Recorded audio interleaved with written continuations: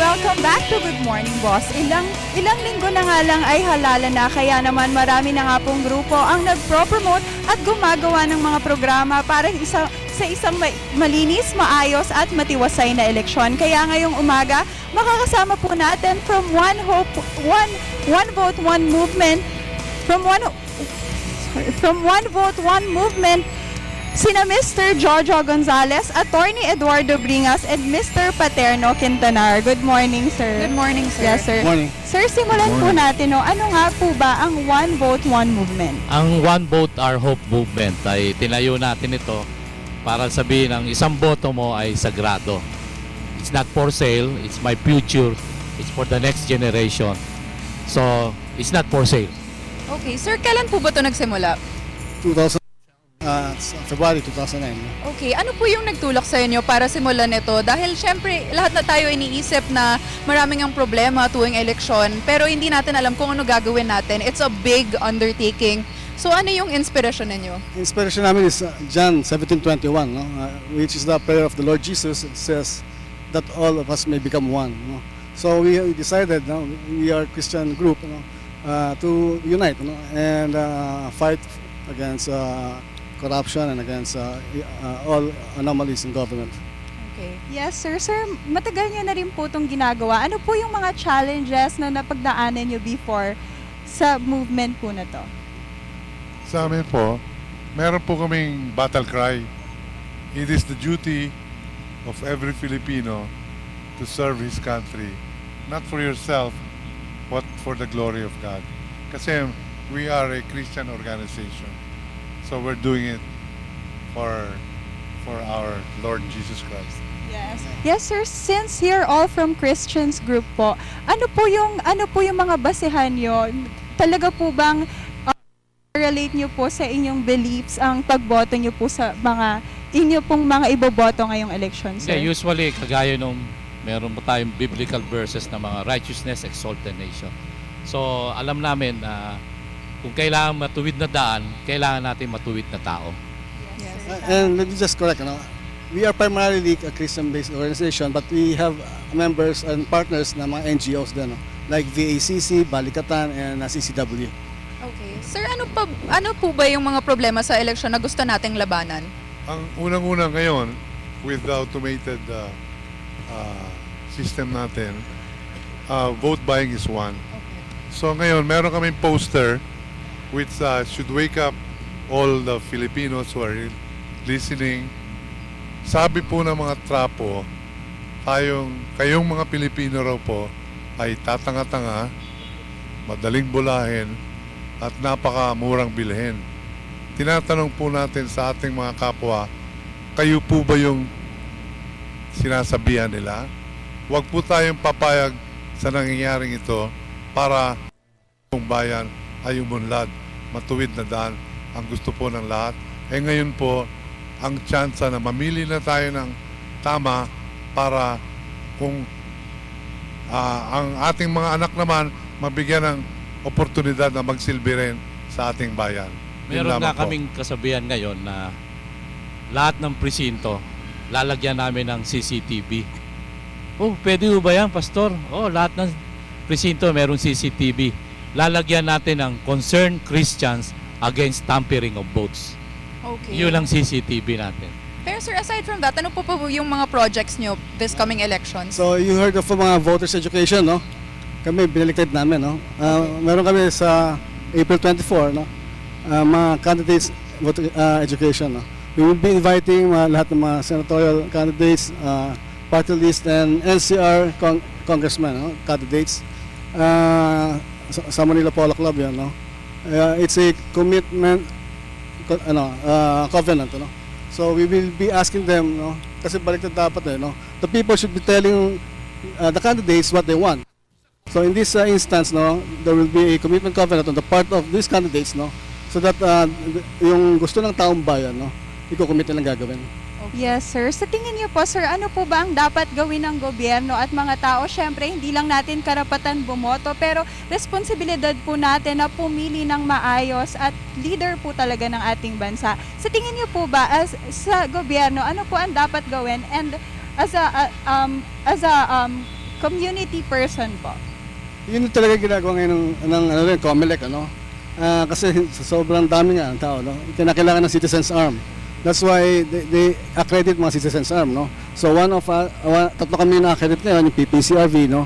Yung NAMFREL, and then kaming One Vote, no? So that's why we are here, no? To assist COMELEC para magkaroon ng honest, orderly, and peaceful elections. Kaya nga sabi namin na lahat ng tao, lahat na Pilipino, regardless of your religion, kailangan makialam na tayo ngayon. We should get involved. Ngayon, lahat tayo may mga camera sa cellphone, lahat. That will be a great help para maiwasan mga vote buying, mga panggugulo. Okay. Sir, you were founded ng 2009, so active na kayo ng last elections. Ano yung mga problema na na-face nyo noon at paano natin i-address sa upcoming elections? Well, first, we were accredited siguro mga 10 days before the elections, no? Noong Okay. 2010. So, we have to get mga poll watchers and everything, no? But by God's grace, we were able to invite it to mga 79 provinces, no? And cities, no? Pero hindi saturated like that, no? So now we are preparing and we are getting in touch with our other Christian organizations, no? So, para yung kanilang mga churches then would provide mga poll watchers, no? Okay. Yung mga Christian churches na involved natin ngayon is na National Council Churches in the Philippines, tsaka yung Philippine Council of Evangelical Churches, Lighthouse Bible Baptist Church, at marami pang ibang churches. Yes, sir. Sir, tanong ko lang po, no, since nagsama-sama po yung mga Christian organizations, para po ba kung ano po ang boto ng isa, yun na rin po ba ang boto ng lahat? Parang sa iglesia po, mabanggit ko lang. No. Okay. We just sir. give them guidelines, no? Tapos they are free to vote kung sinong gusto nila. But basically yung guidelines, no? Kaya Yes, yan nga po importante, yung may maganda. kasabihan kasi people perish for lack of knowledge. Yes, So sir. binibigyan natin sila ng tamang training, qualification of a good leader, then the people will decide. Yes. Okay. Sir, napakaganda talaga ng layunin ninyo. Pero I'm sure marami talagang gustong mag-volunteer. Saan po sila pupunta or meron po ba kayong website kung gusto nila mag-volunteer? Ang ginagawa po namin, meron po tayong website which we are inviting our mga volunteers to go to www.one-vote.org. Ulitin ko po, one-vote.org. Marami pong volunteers kami na sasagot po sa inyong mga tanong at mga volunteers, at meron din kami mga forms na ibinibigay kung saan po kami nagbibigay ng seminar para lahat po tayo ay makapagsilbi sa ating bayan. Tandaan po ninyo, karapatan magsilbi sa ating bayan. Hindi po parang ginagaya ng iba, hindi nagsisilbi, ngunit gumagawa ng kayamanan. Tayo po ay gumagawa dapat ng kabutihan para sa ating bayan.